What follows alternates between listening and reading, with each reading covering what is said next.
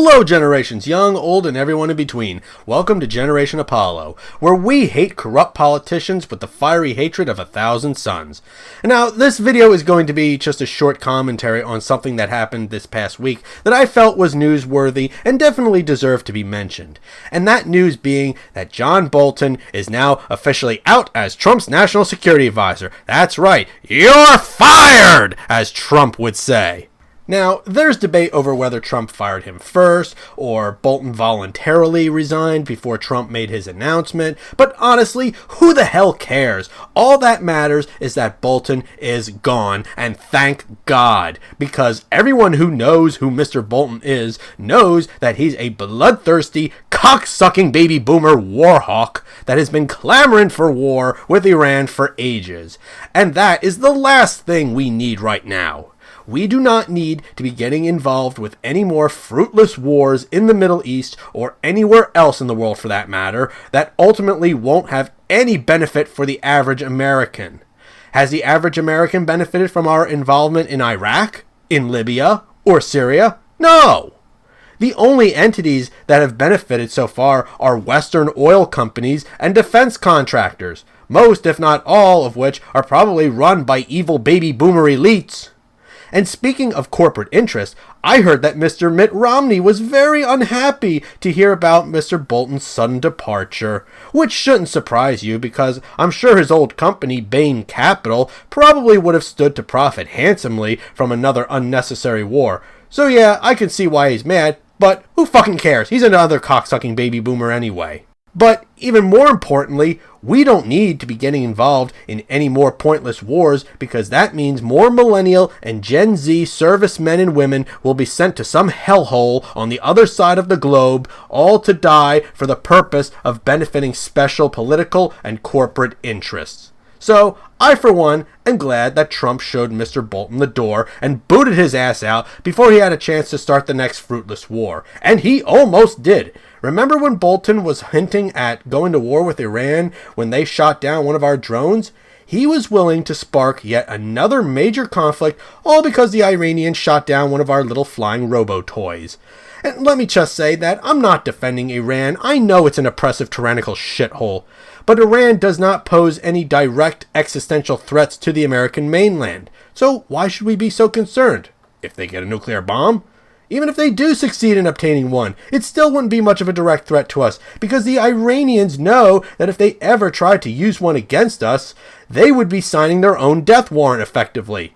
We spend more on military defense than many of the other developed nations combined. If Iran were to send a nuke our way, we would see it coming as soon as it leaves the launch pad. We would intercept and neutralize it before it got within 500 miles of our shores. We would then respond by sending several of our own nukes back, wiping Iran off the face of the earth. In other words, the Iranians aren't stupid. They're an ancient people. Do you honestly think they could have survived for all these centuries if they were that stupid?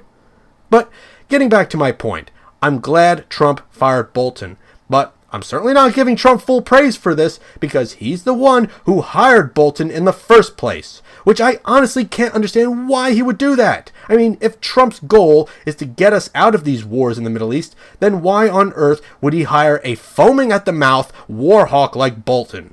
If Trump had taken a few minutes to do even a basic Google search, he should have discovered immediately what Bolton's background is.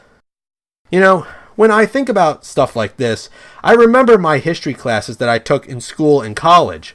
I am reminded of my history lessons on how wars were fought in ancient times.